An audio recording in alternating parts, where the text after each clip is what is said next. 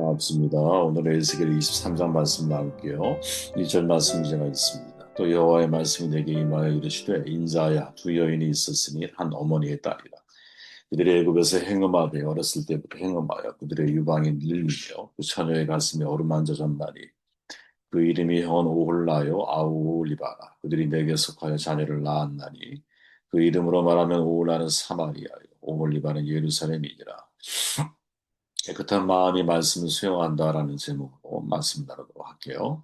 에스겔서 23장에서 선지자는 올라 올리바라고 하는 두 자매로 상징되는 이스라엘과 유다에 대해서 설명을 하고 있죠. 그들이 얼마나 음란하게 남편이신 하나님을 떠나 가는 것 며칠을 행했는지를 아주 적나라하게 고발합니다.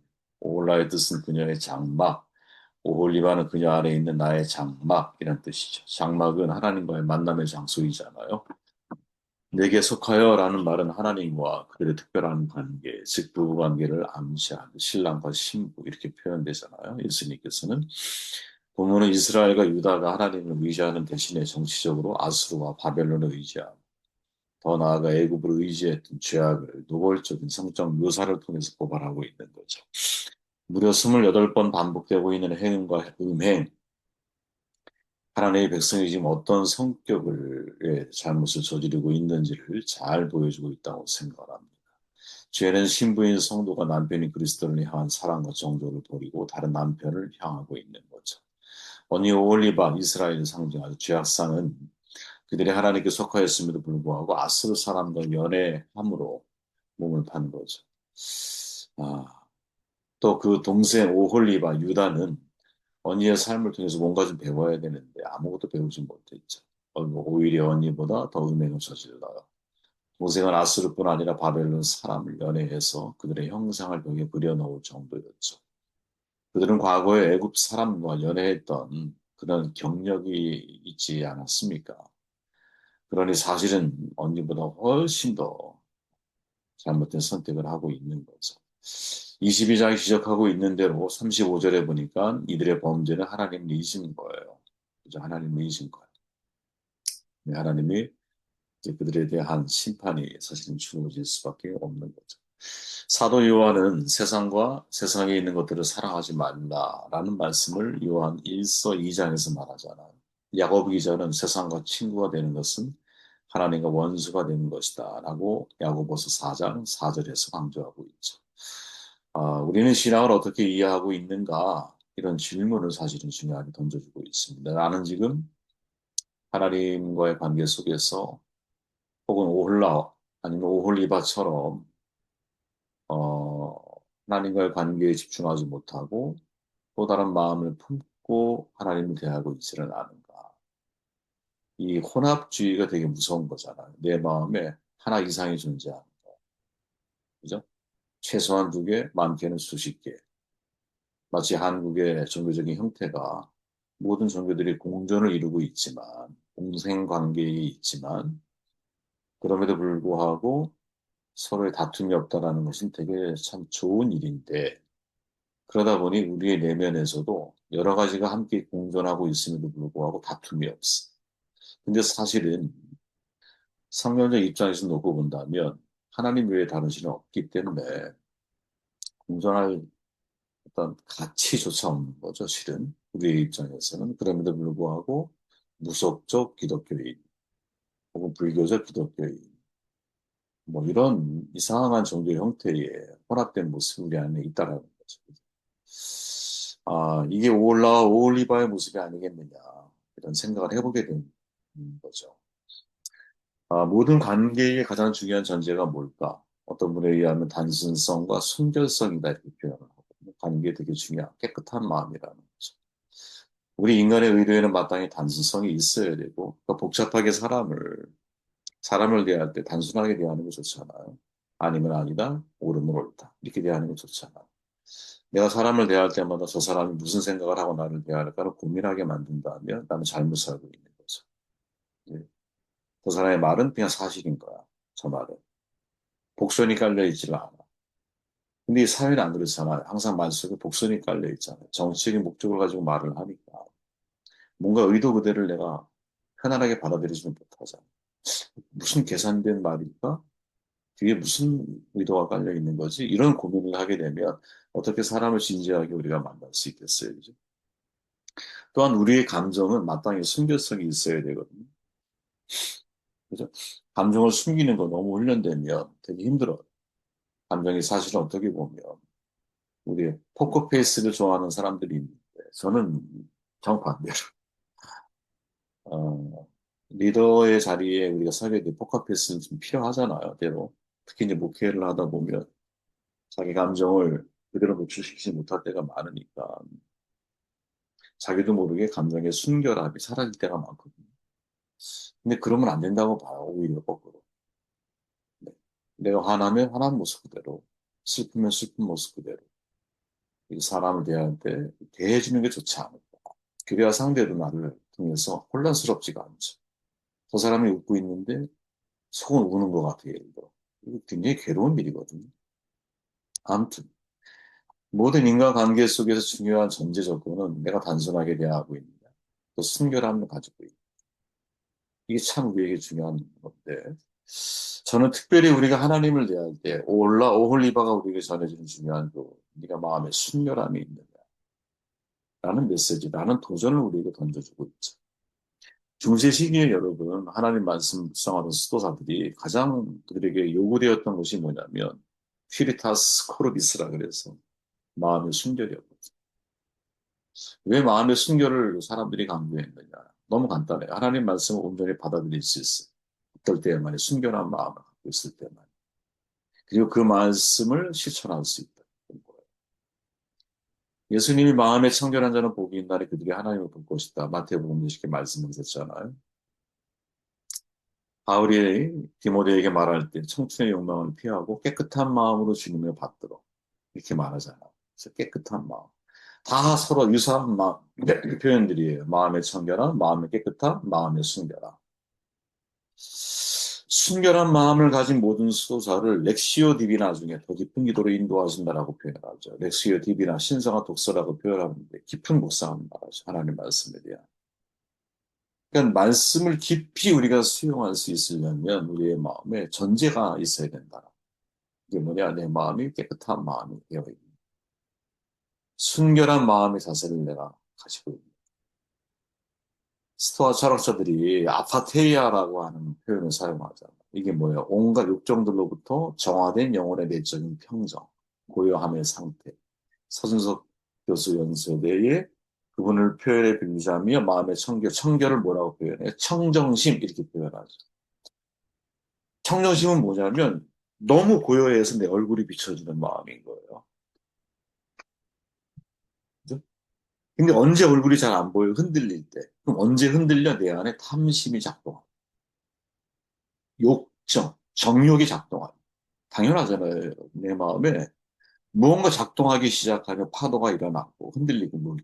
그럼 내 얼굴이 보이지 않잖아. 청정심이 안 되는 거지. 그래서 과거 수도승들, 뭐 한 480년에 아주 유명했던 베네딕토 수도교부라든지 또 요한 카시아누스라고 하는 그런 사람이라든지 이분들이 가장 추구하고 가장 강조했던 것 중에 하나가 수도자들에게 마음의 순결이었어, 마음의 순결. 이 전통적인 거죠. 이게 너무 쉽지 않은 거죠. 그죠? 우리가 우리 스스로 우리의 의로 내 마음을 통제할 수 있을까? 너무 쉽지 않은 거죠. 그죠? 이 케노시스라고 하는 하나님이 자기를 비워 이 땅에 오신 게 예수님이시잖아요. 그죠? 이 자기를 비운다라는 거. 이게 얼마나 사실은 어려운 일이겠어요. 그죠? 쉬운 일이 아니에요. 하지만 그거를 굉장히 중요한 관점에서 스토어사들은 다루고 있었다라는 거죠. 내 마음에. 보네포 목사의 묵상이 있잖아요. 여기서 마음의 순결은 모든 외적 순결가 되기 때문이다. 또 말하죠. 선한 의도의 순결도 외적 순결이라고 할 수 있습니다. 선한 의도를 가지고 순결을 지켜나가려고. 깨끗한 마음은 선과 악에 물들어 있지 않습니다. 깨끗한 마음은 오직 그리고 전적으로 그리스도에게만 속해 있고 오직 앞서가시는 그분만을 의지합니다. 이러한 생활 가운데 오직 하나님의 아들이신 예수 그리스도를 본 자만이 하나님을 보게 될 것입니다. 그의 마음은 더러운 생각이 전혀 없으며 온갖 소원과 의도 때문에 이리저리 흔들리지 않습니다. 그의 마음은 전적으로 하나님을 바라봅니다. 예수 그리스도의 모습을 비춰주는 마음을 소유한 자는 하나님을 보게 될 것입니다. 야, 이걸 어떻게 우리가 해석을 해야 할까? 그러니까 마음의 순결은 이 내용을 가만히 읽다 보면 보네프 목사가 지향하는 한 가지 꼭지점이 있는데 마음의 순결은 뭐냐? 전적으로 내가 하나님을 보는 마음의 자세. 쉽게 말하면 초점이 하나입니다. 초점이야. 마음의 청결, 마음의 깨끗한 마음의 순결함은 어떤 거냐? 내 초점이 하나로 맞춰져 가는 거죠.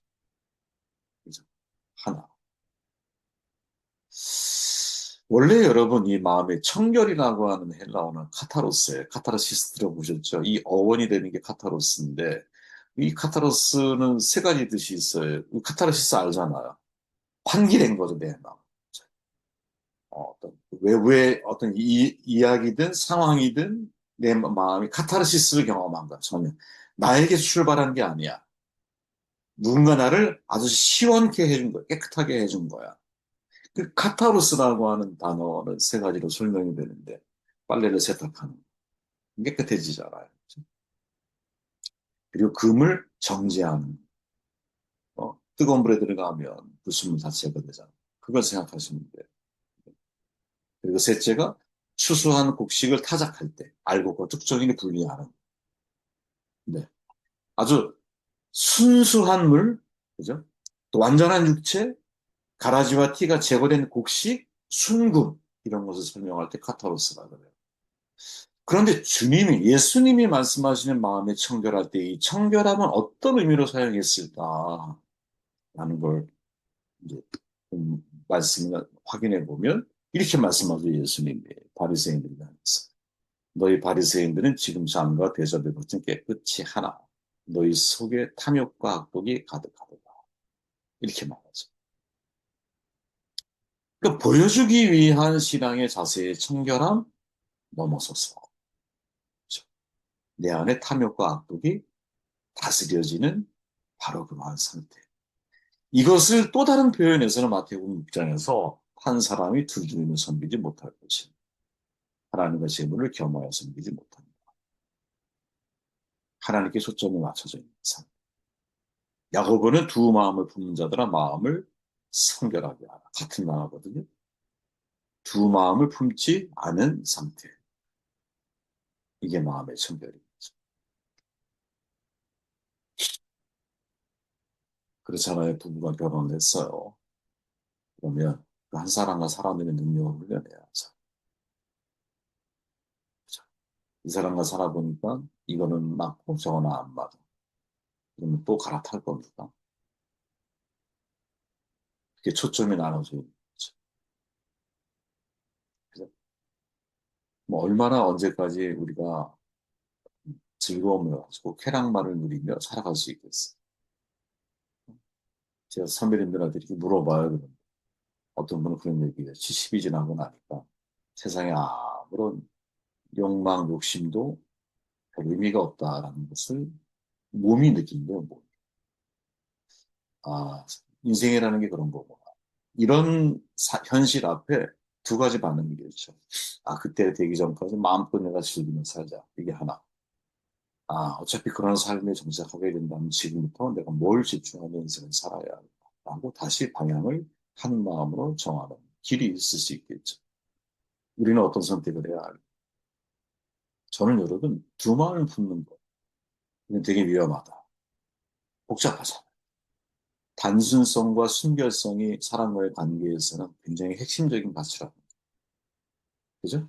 지금 이스라엘 사람들이 지금 남유다 여기 에스겔이 직면해 있는 그 포로기 속의 사람들의 마음속에 에스겔을 통해 하나님이 말씀하려고 하는 게 있는 거죠.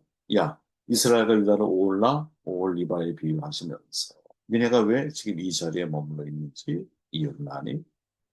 너희들의 마음이 깨끗하지 못하기에 하나님 말씀을 들으면서도 네 욕망을 따라 살아왔기 때문이죠. 두 마음을 품고 초점이 두 개로 나눠져 있는 거지. 그죠? 두 마음을 품는 것을 거부하고 하나님께 초점을 맞춰야 됩니다. 이 말을 하고 싶은 거죠. 왜? 내가 하나님께 초점이 맞춰져서 내 마음이 깨끗해질 때만이 말씀을 그대로 수용하게 돼요. 단순하게. 그 말씀을 그대로 실천하게 돼요. 우리는 너무 복잡해요. 하나님 말씀이 예를 들어서 이걸 하라고 말하면 내 인간적인 계산이 같이 뒤따라와. 그래서 결국 어떤 사람은 자기 생각을 선택을 해요. 그러니까 하나님 말씀과 나의 생각이 팽팽한 평행선을 긋고 가는 거예요. 그죠? 내가 하나님 말씀을 가까이 이렇게 있다 보니까 이게 하나님 말씀이야. 가까이 있다 보니까 이건 내 생각이고 계속 달려가고는 있는 것 같은데 내 생각을 선택해서 가는 거지 하나님 말씀을 선택해서 가는 게 아니에요. 그러다 보면 이게 평행선처럼 보이는데 결국은 이렇게 벌어지는 거예요. 아주 하나님 말씀을 받아들이는 데 있어서 우리는 좀 심플해야 됩니다. 예. 그 말이 사실될 것을 믿고 가야 돼요. 그냥 거기에 인간적인 계산, 인간적인 어떤 그 욕망 이런 것들을 가미시키면 안 돼요. 깨끗한 마음이 말씀을 수용하는 거예요. 그 사실을 기억하며 오늘 하루도 여러분들 승리하며 살아가시기